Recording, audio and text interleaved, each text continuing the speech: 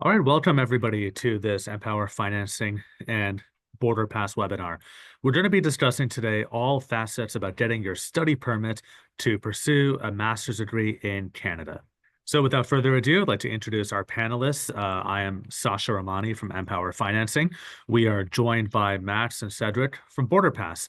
Max, would you like to briefly introduce yourself, followed by Cedric? Absolutely. Yeah. Hello, everybody. Good morning or good afternoon, wherever you're located. I'm Max. I work at Border Pass as the director of sales, and I work closely with, all of our partners and our applicants to make sure that as many students as possible are getting study permit approvals and have all the support they need. I'm Cedric Marin. I'm one of the immigration lawyers, and what we're trying to do here at Border Pass is really, you know, in the legal team, use technology to provide the best possible applications to increase your chance of approval. So we're using technology, we're using our knowledge as lawyers to make sure that you have the best chance to succeed with your immigration application. That sounds great. Thank you, Cedric and Max. I am Sasha, head of Canada at Empower Financing. As I think anybody attending this webinar will know, we at Empower have the great privilege of being the leaders in international student financing. We help students from basically every country in the world finance and education across top universities in Canada and the United States.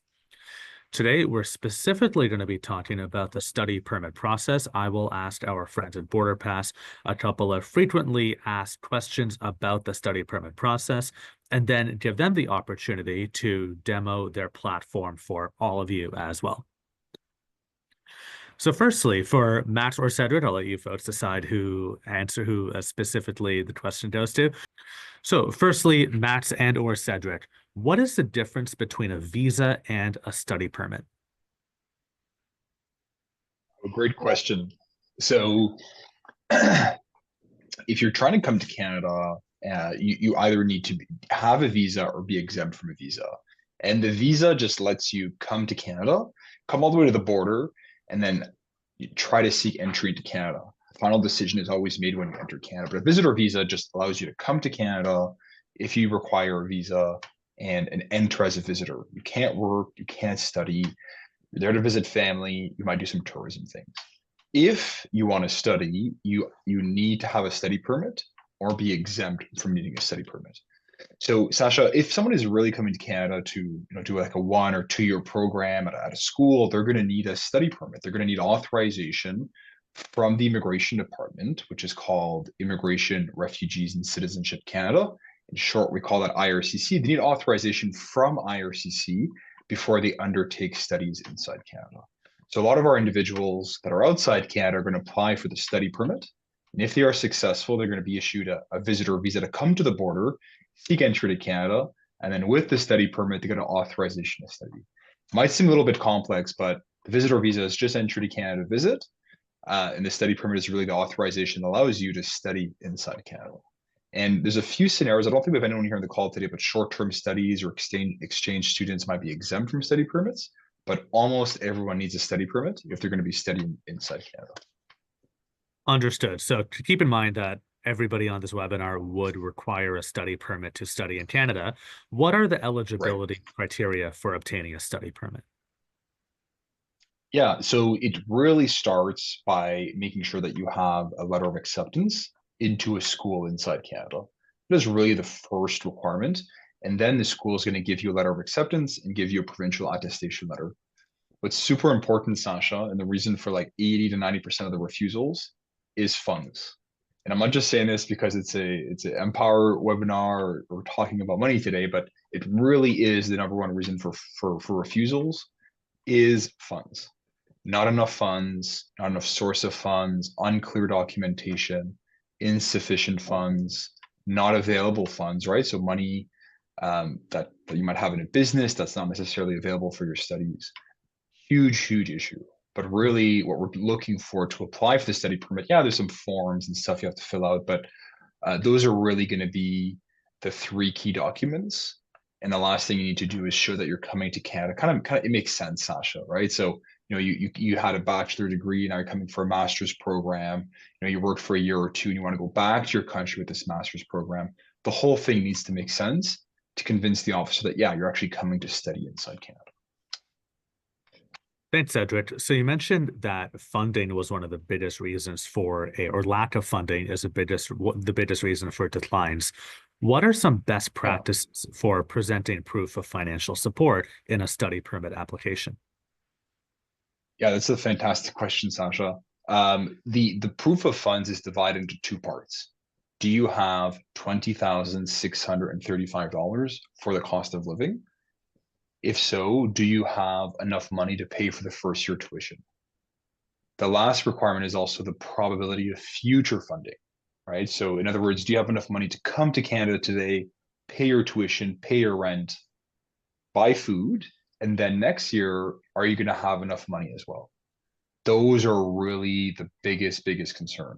And so we'll see students that will go ahead and try to supplement, try to provide bank statements and supplement that with employment letters and showing that they have, all the source of funds, they have financial supporters.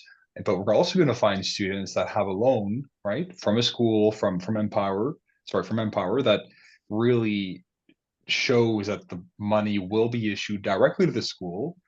These loans are going to be used to pay for the tuition. They're going to be paid for the cost of living in some cases, and that it's really not an issue for the finances are really not an issue for the student.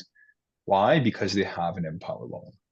So it's really education in Canada, Sasha, is really expensive, right? International tuition can be between $15,000 to $20,000. Cost of living is around $20,000. That's set by the government, which means that not a lot of people have $40,000, $50,000 sitting in their bank account to show to the immigration officer, right? So having a loan, it really helps, truly, really helps show that you have sufficient funds to come to Canada. Understood. You also mentioned, Cedric, that a student has to demonstrate their intent to leave Canada after graduation. What Yeah. can a student do to effectively demonstrate this intent? Yeah, that's another great question, Sasha. It's so the first thing is going to be kind of a study. It was called a statement of purpose. Some people are going to call it a study plan or study letter. What we're talking about is just a very clear explanation. You're going to try to answer kind of five key questions. Why are you coming to Canada? Right? What benefits will you gain from the Canadian education? What is this education going to bring when you go back to your home country? And also, why can't you complete these studies in your home country? Those are typically going to be what we find in the statement of purpose. And at Border Pass, we really help you to to to write this out to prepare the statement for the immigration officer. That's just on the statement of purpose. There's other things as well, like if you own property, if you have a job offer when you're going to return from your studies, if you have a spouse or a kid that's going to be staying in your country, if you have international travel experience to countries in Europe or the United States, it shows that you've already been to these countries and you've left, right? You're not going to come to Canada and overstay by 10 years and not respect the conditions of your study permit, right? So all these little things can really help you show that you have a temporary intent. And Sasha, I think a lot of people on the call today might actually be students who are, in their early 20s, may not have property, may not have spouse and kids, right? And so really just stressing the importance of that statement of purpose, of getting it right to convince the officer that you're coming to Canada for, legitimate reasons. That sounds great. Thank you so much. Can you please talk through, Cedric, the application process? Yeah, it's a great question, Sasha. So if you go on the immigration department, you can just upload anything, any document, and then 2, 3 months later, you'll get a decision, right? They do not guide you through any part of the process. And they will gladly take the application fees, process your application, and reject it if you're missing, one of the requirements, some stuff like translations or colored copies of passports, or just making just other mistakes, or even if you just have the bare minimum requirements. So what we're doing at Border Pass is, as I said earlier, we're a group of immigration lawyers that got together and said, hey, can we create like really good software that'll help students identify lump sums, guide them in what documents they need, help them draft their statement of purpose, go through the whole application and try to find common mistakes and do it at a very affordable price. So what we have is a number of technology on our platform that helps our lawyers find mistakes and improve the quality of your application. And Sasha, when I was in private practice, like we do everything by email. with you send the email, the lawyer sends back the email, you wait multiple days, the lawyers sometimes make mistakes, and you get charged kind of the whole time for this. So really what we're trying to do is really streamline affordable solution, and our numbers show that we're able to improve the chance of success with immigration applications at Border Pass. So in terms of the process itself, as I said, the letter of acceptance, the LOA, then we're going to be writing the statement of purpose together. Then we're going to be looking at your financials, and not just the how much money you have, but where does the money come from? Like you have a tremendous amount of money, like you have $100,000 in your bank account. Like where does this come from? From the sale of land, and help you get the proper documents to really have a good application for the immigration officer. And Max, I'm not sure if you want to add anything else in terms of the how to apply with Border Pass. I think we may be talking about that a little bit later as well. Yeah, I think we'll get to that when we show the demo. Great. Great. Next question for now is, what do application times look like for a study permit? Oh, it really varies. Some countries can be up to 15 weeks. Some countries can be as quick as 3 to 4 weeks. So I think it's really important that you apply as early as possible. You do a good job of having a complete application. The immigration officer is not going to, call you and ask you for additional documents or send you a letter and say, "Hey, give us these additional documents and we'll approve your application." There's really none of that. It's really you provide a complete application, and then 3, 4, 10, 15 weeks later, you might get a decision on your immigration application. And I just want to mention it's just more important than ever to apply as early as possible, because we have a number of appeals and challenges that we can do at Border Pass. Again, very affordable to help go to court or appeal the decision and have you overturned. It could take a few months. And so applying as early as possible, you have that refusal, we're willing to work with you to try to overturn it and try to get you approved for the May or even the September intake. Got it. We also had a question from a student on the webinar, and a reminder to the rest of you, you can ask questions directly to us panelists using the Q&A feature in your Zoom window. The student says ultimately that they were previously declined due to a, quote, unexplainable lump sum, and the visa officer was not convinced that they would receive the funds needed for their study. When the studies, when they provided evidence that the sponsor was a relative. So maybe first of all, what could the student maybe have done differently previously, and what should they keep in mind to maximize their chances of approval next time around? Yeah, so from the very beginning, the proof of relationship is really important. So you have to go above and beyond just saying that this person is your parent or mother or father and so on, but really show kind of the birth certificate or documentation that establishes that the family relationship with someone else. Because believe it or not, Sasha, immigration officers are starting to refuse applications on that basis alone, saying, "Oh, they haven't proved that it's actually their father." Rejected, which I think is quite absurd. So they could have maybe provided a birth certificate or government documentation to establish the relationship with the family member. For the lump sum deposits, we see this quite a bit. When you're coming to Canada, you might be selling property, moving money around from bank statements. Again, all of this can be avoided with a loan. All of this can be also avoided with an explanation, right? And the explanation for the lump sums, because again, we have the cost of living and the tuition, and they're two different parts for the funds. But really, when there is a large deposit, it's not sufficient to say, "Oh, this is a transfer from my business. Thank you." It's what you should really be doing is trying to provide the documentation regarding the actual deposit. So this money comes from the business accumulated this money because they own a pharmacy. The pharmacy makes $20,000 a month, and hence the deposit of $10,000 in the bank account comes from the pharmacy. Here are the books from the pharmacist showing that these were purchases and sales of goods, prescriptions, and it sounds like a lot of documentation, Sasha, and it is, but really this is what we're dealing with, specifically with Africa. As soon as they see a volatile balance, as soon as they see large deposits, they assume that applicants are putting the money there for show money. They're just doing it for immigration purposes.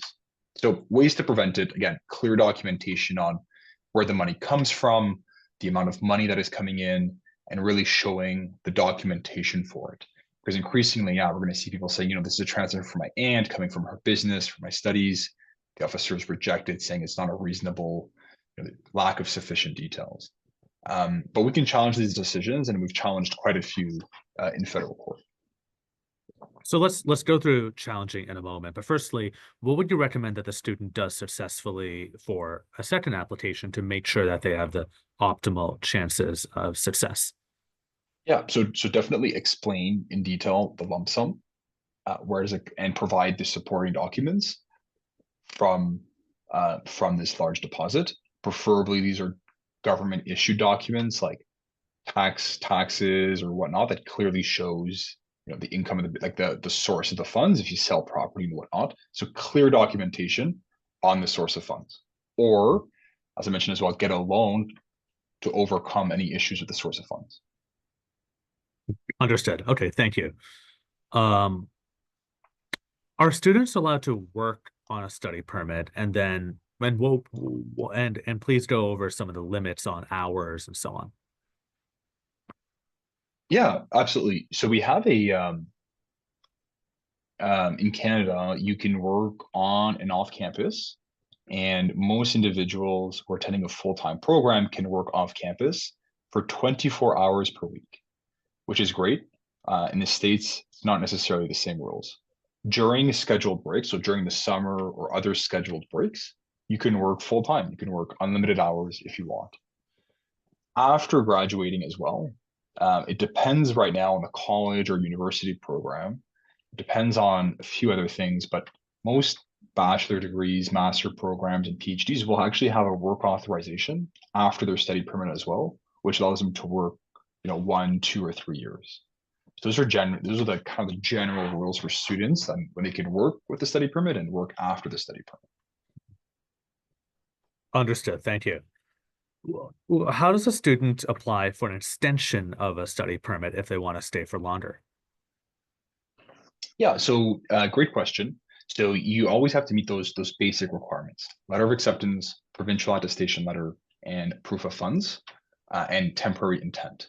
Some individuals, again, they're more lenient if you're already inside Canada, but you still have to be accepted to a school and have enough money to pay for the school.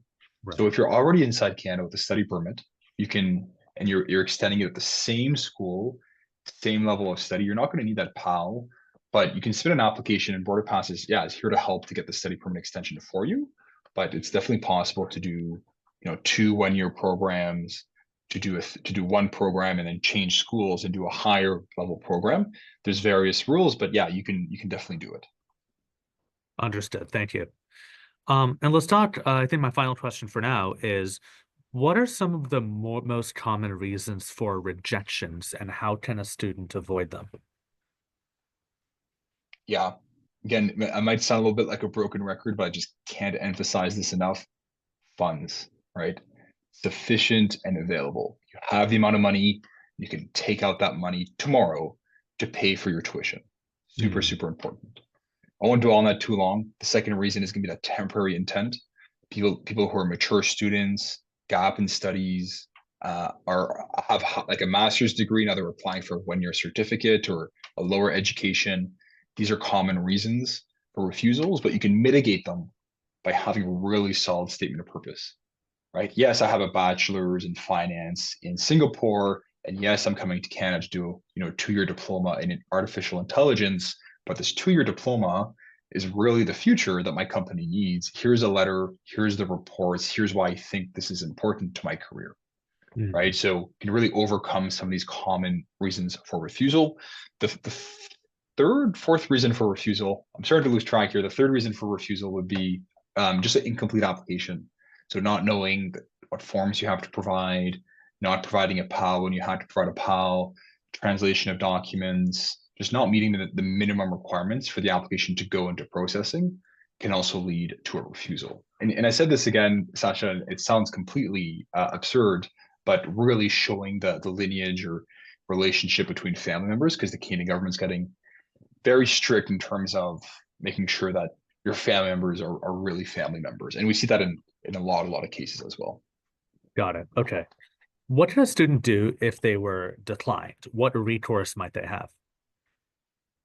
Yeah, so the new rules that took place about a month ago require students now to obtain a new provincial attestation letter. And this can be a challenge. So previously, if you got refused, you would just reapply and reapply and so on. Now, if you want to reapply, you need a new provincial attestation letter. And it's unclear if schools are going to give provincial attestation letters to students who are refused because schools have such a limited number of provincial attestation letters of PALs. So super important to put your best foot forward. Now, if you are refused, you can't reapply until you get that new PAL. If you're going to reapply, definitely try to give new documents, different explanations. Try to do something different. If you give the same documents, you're probably going to get the same result, right? So if you only gave 6 months of bank statements and your articles of incorporation for your business and right had a statement of purpose, well, now I'll provide 12 months or 2 years of bank statements, provide the books for the company, show where the money comes from, and really try to overcome the reason for the refusal in a reapplication. But reapplication is not an option like it used to be where you would just reapply. This Understood. leaves us with judicial review. So you can go to federal court. There's an expedited process for study permits. We're happy to help you with it. If you do get refused at Border Pass, this is a big thing that we're doing is going to federal court and arguing that the decision is unreasonable. And in short, we're arguing there's a mistake. It can take 2 to 3 to 4 months. Overall, we're able to overturn approximately 70 to 80% of all the decisions from the immigration department. For some countries, it's even higher. So those are really reapplying, challenging court are really the two only options when you have a refusal. That sounds great. Thank you so much. Those are all the questions that we have for now. Why do I love to see maybe a presentation of the Border Pass platform? Great. My colleague Max is going to take that over. Max? Absolutely. Yeah, thanks a lot, guys. Super insightful. The next thing that we're going to do today is just show a brief demonstration of what the Border Pass platform looks like and really outlining how this can help you ensure that, like Cedric mentioned to, you are putting together the highest quality application. So before I jump in, I just wanted to say, this is a very exclusive partnership with MPOWER, where MPOWER and Border Pass have partnered together to offer students, the most affordable study permit application with the highest quality of review. The purpose of this is that we don't want our applicants or students going out and spending, $1,500 or $2,000 to perhaps an unauthorized individual. The goal here is to get access to the highest level of support to ensure that you're putting together the highest quality study permit, which in turn gives you the highest probability of an approval. So I'm happy to jump in and share my screen and walk you all through a few things. I will mention some tips and tricks similarly to what Cedric has already alluded to, just to really make it clear of what the important things to consider are. So the first thing I wanted to show is that after you get access to your Border Pass, login, MPOWER will distribute, what that portal looks like. You'll be able to click it, create your account, and you will simply land on this page. And really, as you go through this, you will indicate that you do not have a study permit, but you would like to apply for one. To the process that Cedric just mentioned, for judicial review, we do have an opportunity here that if you were previously refused and you're looking to appeal, that is an option. But for most of you that are looking to just reapply or you're applying for the first time, it's really important to just click, I do not have a study permit and would like to apply for one with Border Pass. And the next thing you're going to be prompted to do is upload 3 core documents and answer a few quick questions, and you'll be well on your way to completing your study permit application. So I'll spend a few time talking about some important things here. I mean, in Border Pass, we always make it very easy for you to upload documents. We extract all the core details using technology, and the purpose of that is to avoid you making very basic errors that could jeopardize your ability to receive an approval, right? Sometimes students confuse their passport expiry date with their graduation date, or maybe there's a spelling error in the name. And these are all things that could be held against you. So we're here to use technology to make it faster and easier for you to complete these applications. So as you upload a passport, all the instructions will be listed here. You simply just click the button, upload your document, and off you go. Same thing with a letter of acceptance. So you'll have that letter of acceptance, like Cedric mentioned, from your institution. You'll want to upload that to Border Pass. That helps us to complete assessment questions for you and to better understand your needs as we support you through your application. And then most importantly is the finances section. So as you upload your letter of acceptance, this will automatically recognize your program name. And then we show you in real time the visual of your financial requirements to come to Canada. Like Cedric mentioned, so let's just say, for example, I'm doing a master's in business. This will show me that my tuition, this is a demo platform, by the way, so obviously this will be tailored to your program and your needs, but let's just say this was my tuition requirement. Here's my living expense requirement and approximate travel costs. This means that I need to show sufficient proof of readily available funds that are exceeding $48,610. And again, the government's portal makes this very complicated for you. You can't just take all your documents and say, here's my finances, off you go, submit my application. You have to categorize them. There's file size requirements, and there's a lot of things that when you upload specific documents, you might not be aware of, right? Like Cedric mentioned, you must upload the latest 6 months of bank statements. You can't just show us 2023's bank statements on Border Pass. The platform will actually give you an error saying you need to upload bank statements from the latest 6 months. And the reasons for that are so that we can prove to the government you have a historical cash flow over the last 6 months that indicates you have sufficient funds to come study in Canada. Again, these are the little tips and tricks that we help you with at Border Pass, because in the event you don't move forward with a platform that's checking your application, helping you change any of your mistakes, that's when you could run into the issues of submitting and not knowing, where you could have improved your application. So whether it's a tuition payment receipt, bank statements, or an education loan, you'll want to click into the relevant category, upload the documents, and we use technology to extract the details, including the foreign currency to, the local currency. One other thing that I really wanted to make clear is what's really important for MPOWER students is that not only is it important for you to upload the proof of your loan, but one thing that's really important to know, and I want to make this very clear because I actually saw that we had a question related to this, is your loan has a total amount, and then there's also an amount that is available to you for the first year. And it's important for you to see this. This is telling me that I actually need to upload that additional document that I'm talking about right now. So I think this is a good time to talk about this. Your loan will have an amount that is available to you in the first year. Some of it may be eligible for living expenses. Perhaps depending on the school you're attending, it might only go towards tuition. It's really important that you understand in your loan what is available to me in the first year for tuition, and is there any available amount for living expenses? So as an example, if my loan is $60,000 that's available to me for my program, but only $25,000 is available in my first year, then 15,000 can go towards my tuition if that's my tuition requirement, and 10,000 may apply to my living expenses. So that means that I'm only showing $10,000 in living expenses, and I'll need to upload additional to exceed that minimum Canadian requirement of $20,635.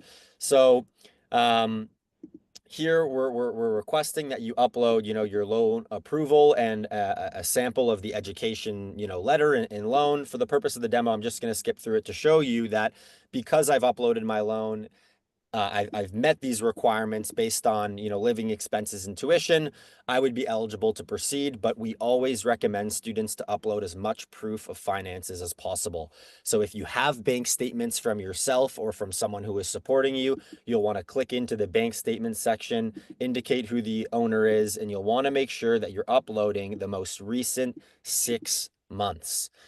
After the student goes through this, you'll then be redirected to complete your study permit application. So you upload those few documents, you answer a few quick questions, and you're well on your way to completing your study permit application. So you'll jump into your study permit application where many of the assessment questions that are required by our legal team and by the government will already be answered. You'll just need to kind of click in here, and ones that haven't been answered yet, just go through them.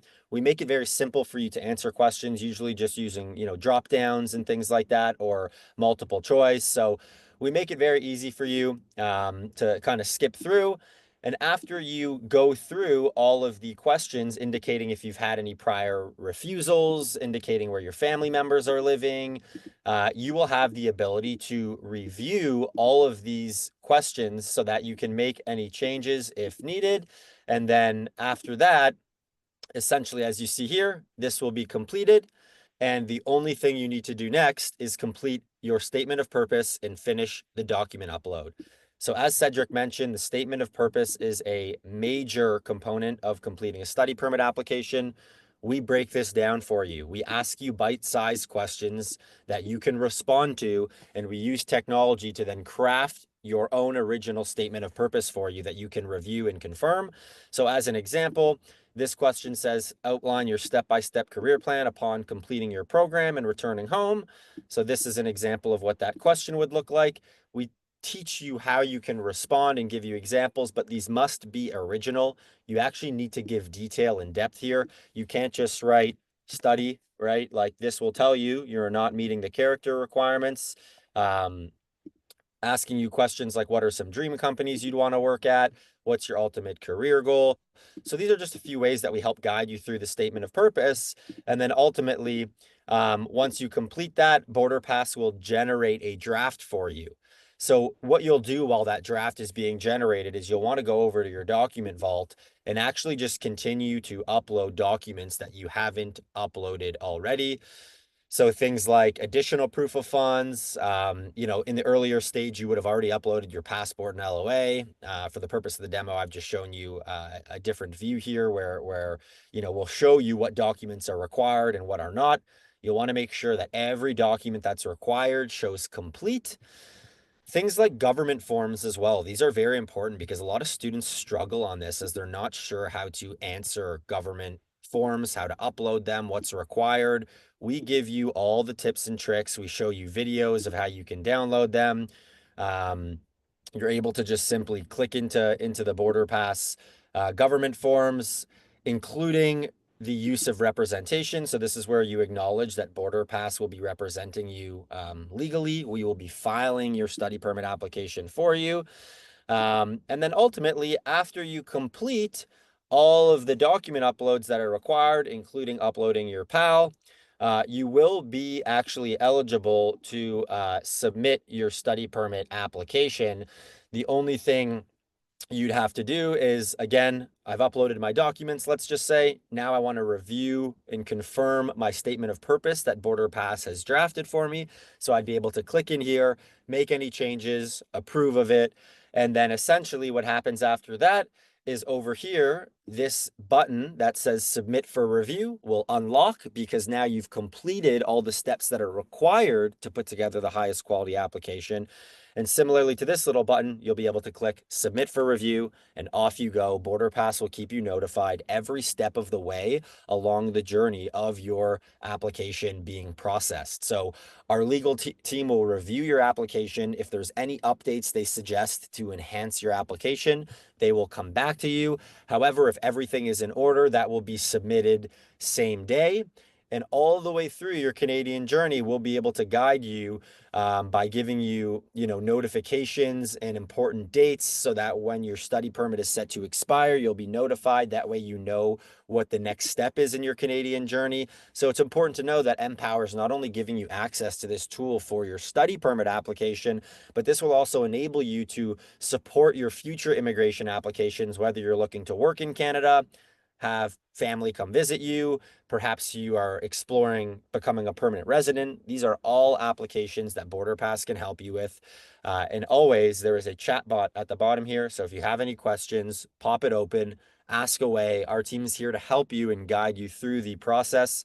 I really want to make it clear that when it comes to uploading documents, in the event you run into some errors, that is not meant to create challenges for you. The purpose of the flags in our document section are to make sure that you're putting together the highest quality application in the manner that the government is expecting them.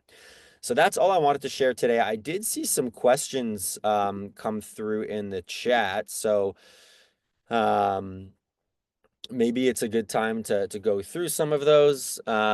Cedric, one question here we have is it advisable to change sponsor if the one used last application got me denied? Yep, totally fair strategy. Again, we get a lot of documents from the government and always looking to improve the chance of success. And we've seen very clear documents that says like, grant the application, move on if it's parents. If it's a close sibling, scrutinize further the relationship. If it's a aunt or uncle or cousin, we don't allow this. If it's a friend, very unlikely that this financial supporter is going to help you. So the relationship to the financial supporter is extremely important, and properly documenting, like, it's very unlikely your friend's going to pay $50,000, your cousin's going to pay $50,000 for you to study inside Canada, right? Or even $10,000 or $20,000. And if so, have very clear documentation in terms of the relationship and why this person is doing that. You can take loans from banks and MPOWERs, but you can't take loans. You're not allowed to take loans from friends or family members. So they're always thinking that that's what you're probably doing if you're coming to Canada and your friend's gonna give you 50 grand. But yes, sorry, getting caught in the weeds here. But yes, you can fair strategy to change your sponsor and further document the relationship if you've been previously refused. Keep in mind you're going to need a new provincial attestation letter. Great. We had a question too on sort of general tips about writing an SOP. How would you recommend a student thinks through that process? Yeah. I think Cedric's answered a lot of this, but I think the really great thing about Border Pass is that we guide you through completing the highest quality statement of purpose. No longer do students have to sit down and think about typing an entire essay or story about, why you want to come to Canada. We are going to ask you the questions that will help you put together all the information and answers that the government is looking for. So things that are really important, again, is Cedric mentioned this earlier in the call, but why are you coming to Canada? What are the skills you're going to learn? And how is this experience or this program going to propel you in your career upon returning to your home country? It's really important to be detailed and thoughtful in the statement of purpose because, as Cedric mentioned, we have the ability to appeal unjust refusals that the government processes. So in the event you are refused, again, Cedric mentioned oftentimes many applicants just submit again with the same details. We have the ability to actually file an appeal against that refusal to state that we believe as Border Pass, since we filed the application, we can verify all the information is intact, it's complete, it's genuine, and we can fight on your behalf to have that overturned.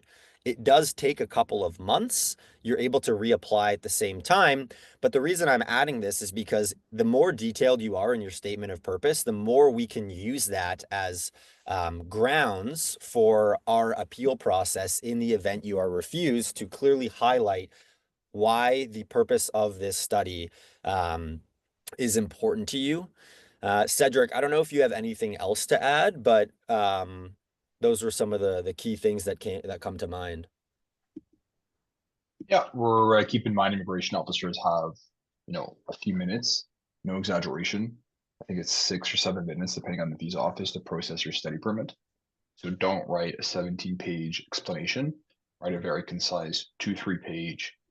Why you're leaving your country, why you coming to Canada, what you're going to do after your studies, and again, focusing on the benefits of the program, how this is not available locally, and how you can even include in your SOP how you're going to fund your studies and provide more explanations rather than just giving bank statements and birth certificates and letting the immigration officer connect the dots. You can clearly explain how you plan to support your studies with the funds and so on.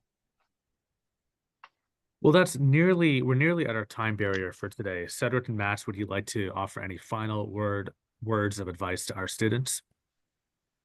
Yeah, I can start things off. Really, I think it's important to just remember that this service is here to help you. Our goal at Border Pass is to have as many approved MPOWER applicants and obviously applicants from, all over the world as possible. And our platform has been set up in a way that it guides you through submitting the highest quality application at the most affordable cost. And through our partnership, we do have access to some really exclusive fees for MPOWER applicants.